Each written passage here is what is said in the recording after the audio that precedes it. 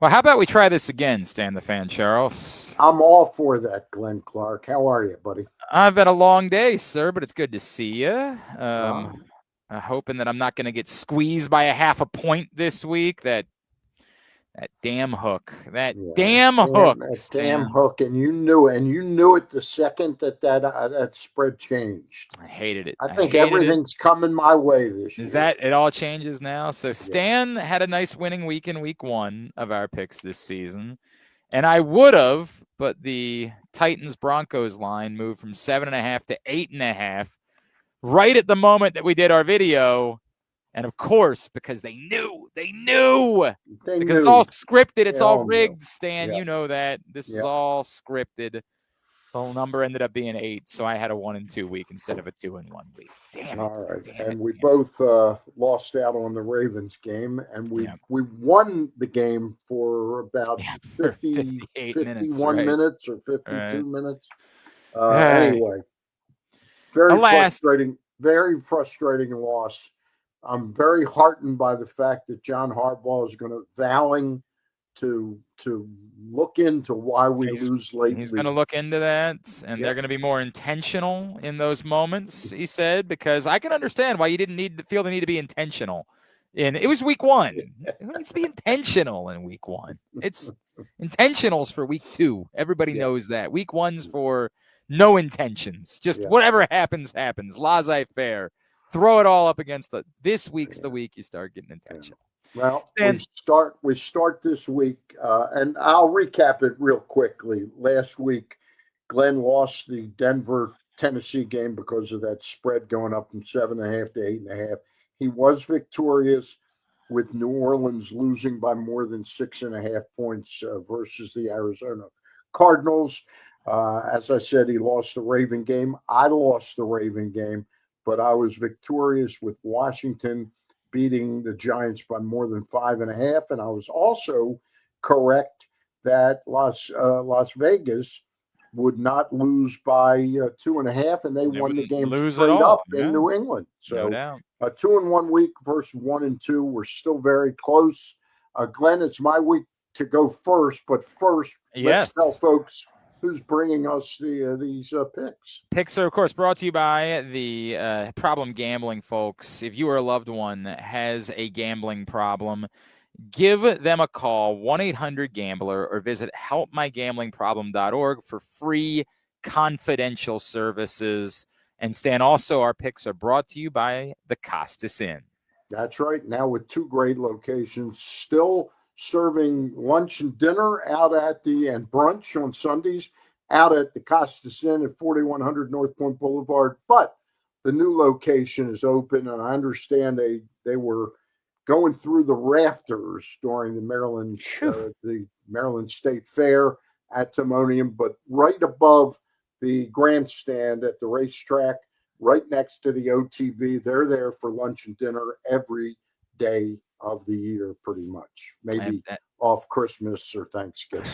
Everything you love All right. about the original Costas Inn, except steamed crabs. Everything else you can get at the brand new Yeah. Costas Inn in Timonium. Yeah. Steamed crabs are still being served out at the The old OG, location. the Yep. OG Costas Inn. That's right. Stan, we begin in Baltimore on Sunday, where Yep. everybody, I don't know if you're aware of this. The folks in Cleveland are very angry, Stan, Why is that? Because because they the have Joe Ravens. Flacco? No, they like Joe Flacco. They Yeah. are angry because the Ravens are celebrating 30 seasons of the Baltimore Ravens on Sunday, and they're bringing back many of their veterans and many of the legends. Ozzie Newsome will be the legend of the game before the game. But how dare the Baltimore Ravens schedule their 30th season celebration for the week that they're facing the Cleveland Browns, who, of course, once upon a time moved to Baltimore to become the Baltimore Ravens. They clearly did this on purpose and not at all because they had predetermined that they were going to do it for their first home game, which the NFL then scheduled against the Cleveland Browns. Clearly, This is the Ravens just trying to be a-holes. They're just trying Yeah. to twist the knife. That's what this is. Not that the Cleveland media has had anything to do with keeping Art Modell from a well-deserved place in Canton. Well, and then you can understand because Cleveland lost their franchise, their colors, they lost the name of the team and the history and the. Oh no, wait, that wasn't. Oh no, that was the Colts. That's right. They got to keep all of those things. That's the whole deal. Anyway, the number on Sunday is look, man, I got enough problems with the Ravens. They lost in week one, but come on, man, what are we doing? The number is 11.5. The Ravens, despite their week one collapse, are 11.5 points favorites against the Browns team that was right there, if not for a missed short kick in the last minute on Sunday. They were right there, only losing by 1 against the Bengals in their opener. So Stan, 11.5 points is the number in 3, 2, 1, and I'm taking the Ravens. I am as well. Go ahead, Stan. Well, I think this is look, that was a very, very frustrating loss last Sunday night on national television and an embarrassing last 6 minutes of that football game. But this is a different week. This is a different game. And I think that they will make some defensive adjustments. Look, there was virtually nothing wrong with the Ravens offense.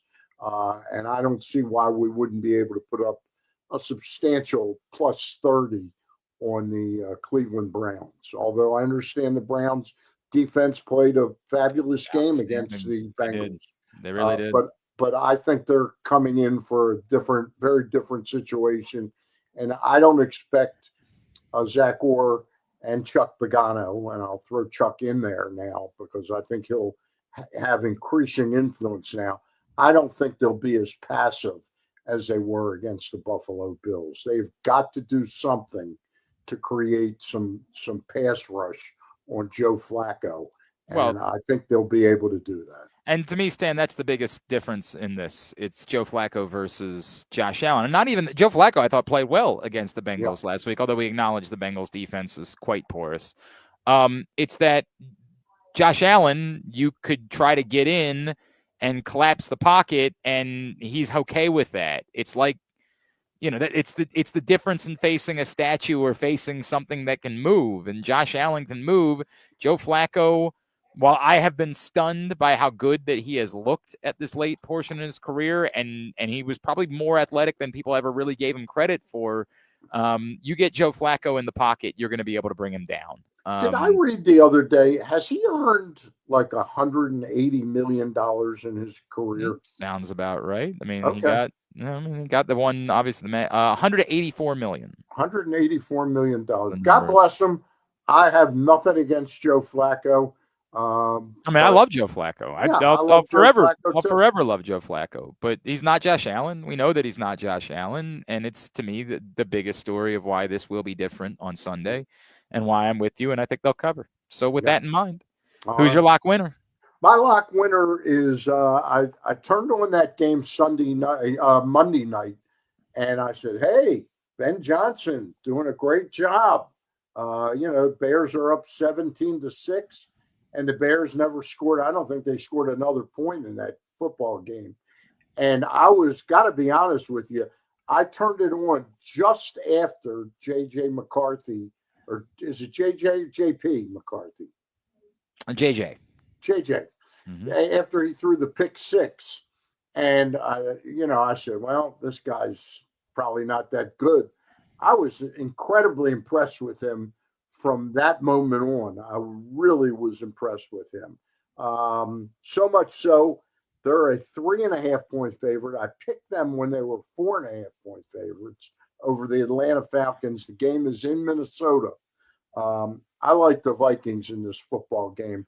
I think their defense will create some problems for Michael Penix, and I think the J.J. McCarthy-led Vikings will put up some points earlier in this football game. And I like them a lot more now that it's -3.5. So I'm going with the Minnesota Vikings, the other purple team. I get it. JJ McCarthy certainly looked the part at the end. The Falcons are a difficult team to be trusted. This is one of those weird games that I would just stay away from entirely because I understand. I still kind of don't know how I feel about either one of these teams just yet. But I do get it. You get the Vikings team that you saw in the fourth quarter. That looks like a football team. I also have a lot more confidence in Kevin O'Connell, the coach of the Vikings, rather than Raheem Morris at this point in time. And he may have something brewing there in Atlanta, but I think the fact that this is a road game for them makes it a tough game.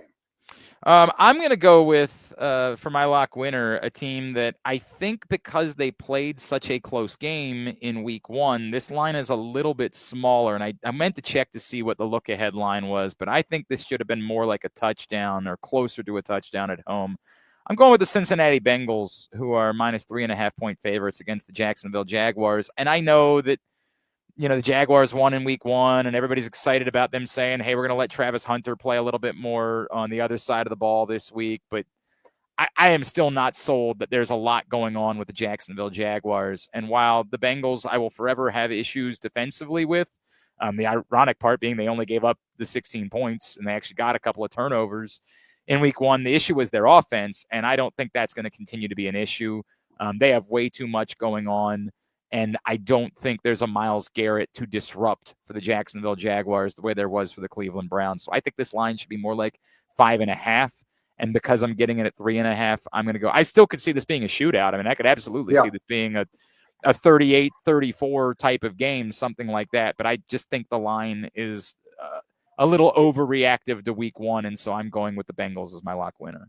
I think I would side with you on this game. I think if the Bengals don't cover, they're in a bit of a pickle, whether they win the game or not. If they can't beat Jacksonville at home by more than 3.5 points, I think they're in a little bit of trouble after only beating Cleveland by 1 point. No doubt. I get parity and all that jazz, but and it wouldn't surprise me if they are in trouble. Something is amiss with that franchise. I don't disagree, but Stan, to me, the defense was the thing. I thought after you paid, T. Higgins, after you paid Jamar Chase, and knowing how good Joe Burrow is, I had no concerns. And look, their offensive line struggled in week one. That was a big part of it.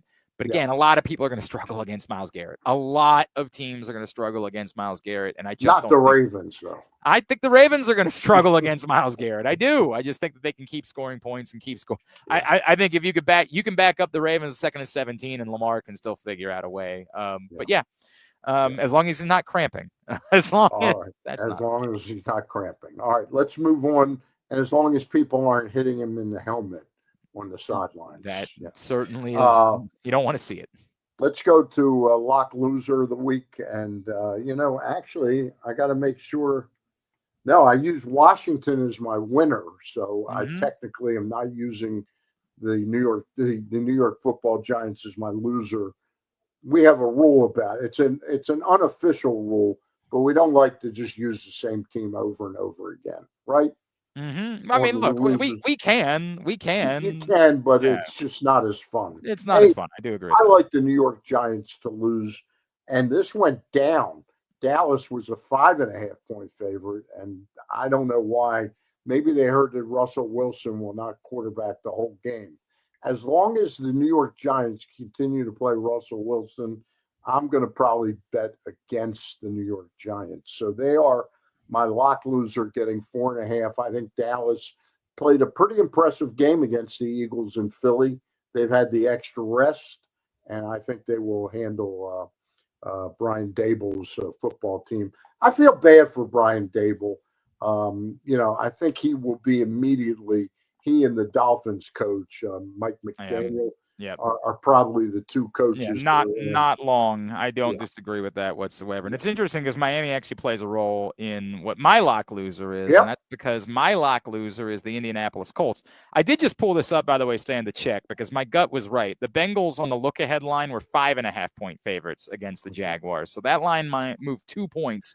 Based on week one because of how the Jaguars played, probably. and because the Bengals only got past by 1 point. On the look-ahead line for the game that I'm picking the Indianapolis Colts, as my lock loser. And this isn't quite as much movement. This is only a movement of 1 point. On the look-ahead line, the Colts were 3.5-point dogs. They're now just 2.5-point dogs against the Broncos. And I think that's because the Colts against the Dolphins just pummeled the Dolphins, pummeled them. I think that there is a bit of overreaction to that.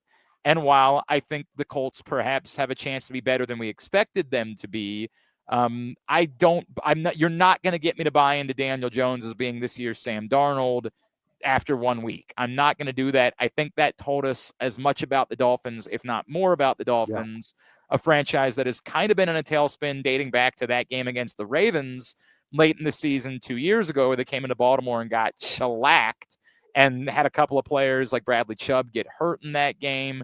And I just don't think the Dolphins have ever been the same since. And I think that we're overreacting to what the Colts did. The Broncos are a very complete team. And I know that they came a half point short on me last week, but they're a very complete team. And I think they're going to continue to get better as the season goes on. They won last week without Bo Nix even playing all that well. And I Where's think that game at, Glenn? That's in Indianapolis, which is the only, the only part of it that does waver to me. But the Broncos are at least a field goal better than the Colts. The Broncos, the Colts to me are the lock loser based on the fact that we're overreacting to week one performance against the Dolphins. Okay. By the way, that celebration of 30 years of the Ravens, that's different than the fact that they've invited the 1975 Colts. They're also doing that on Sunday, correct? Okay. I guess that'll really piss the Browns fans. I don't know that they are really trying to whip everybody into a frenzy. And the real awkward part, Stan, is like all the reporters in Cleveland are asking different players about it, and the players just could care less. Joe Flacco was basically the only one that was alive when the Browns left Cleveland, and so they just keep trying. Denzel Ward's from Akron, so they're like trying to. So, well, your family's got to care about this. And he's just like, dude, I don't care about it at all, man. Now they're giving the Ravens other bulletin board material. I don't know if you heard today. Grant Delpit said it's not hard to tackle Derrick Henry. And so we'll see how Derrick Henry responds to that. Not real hard to tackle Derrick Henry. Yeah, okay. Right. By the way, let's give them a little plug. They've got this event coming up. Saturday. In coordination with the Babe Ruth Museum. And it's at the Union Craft Brewing, Union Craft. Right there in Woodbury, not far from our former offices, Stan. It's going to be a special event, 3:00 on Saturday with corralling the 1975 Colts, the 50th anniversary of the Miracle on 33rd Street team. Stan and I had the chance to chat with Burt Jones last week, and it was one of the best conversations that we've had in years. Absolutely tremendous. GCR. We could have talked to him for 2 hours. He was awesome. How can people see that if they haven't seen it, Glenn? Just go to BabeRuthMuseum.org right now. Oh, to see the interview. Sorry. See the interview. Yeah, I understand we got quite a nice number on that. It was wonderful. It was wonderful. We cut it up. We put it up on TikTok as well. Burt Jones, it blew me away. It's so much joy talking to someone who I know people of a certain age just love dearly in this town. So go into our archives at glennclarkradio.com and you can find it. It's like every topic we brought up, like I just threw in Ben McDonald. And he had 4 minutes on Ben McDonald. No doubt. Then Jimmy, the ball boy thing. And I said, hey, did you know Jimmy Irsay well? Because he was a ball. I was a dear friend to him. And it was really interesting to hear the insights of him about Jimmy and how much different he was than his dad, It was I really did. I really enjoyed it a great deal. And he'll, of course, be at this event on Saturday, and they will recognize those 75 Colts players at the game on Sunday. It's from 3 to 6. Okay. 3 to 6. At Union Craft Brewing. Okay. Yep, 100%. What interview are we doing tomorrow, Glenn, that will rival the Burt Jones? I don't think that we can do anything to rival Burt Jones, but I know that on the show tomorrow we are talking to outstanding former NFL cornerback Patrick Peterson, who's now with CBS Sports, and had some things to say after the Ravens lost last week. So we're going to follow up with him about that. And one of my favorites, A.Q. Shipley, former Ravens offensive lineman, who's part of the Pat McAfee show. He does the offensive line breakdowns every week, and he does not think the Ravens offensive line performed as poorly as we think that it performed in week 1. So we're going to talk to him about that on the show tomorrow as well. It's at 11 All a.m. right. tomorrow. All right, let's recap again. Glenn and I both are swallowing a little bit, but we think the Ravens can handle a large spread. I don't think Glenn or I will take many minus 11.5, but we think the Ravens will be able to easily outscore the Browns. So we both like them. Glenn's lock winner is the Cincinnati Bengals minus 3.5 at home against Jacksonville. And then Glenn's lock loser is the Colts versus Denver. That game in Indianapolis, the spread in that game is 2.5 points. Denver is favored by in that football game. My lock winner is the Minnesota Vikings at home, minus 3.5 against Atlanta. And I'm sticking with the Dallas Cowboys as a winner over the New York Giants, making them my lock loser, getting 4.5 points. And that's it. We are brought to you by the folks at Problem Gambling, 1-800-GAMBLER. And also, Glenn? The Costa Sin and the all-new Costa Sin now open in Timonium. Stan the Fan, look forward to seeing you tomorrow, and then we'll see everybody else next week for another round of picks. All right, sounds good.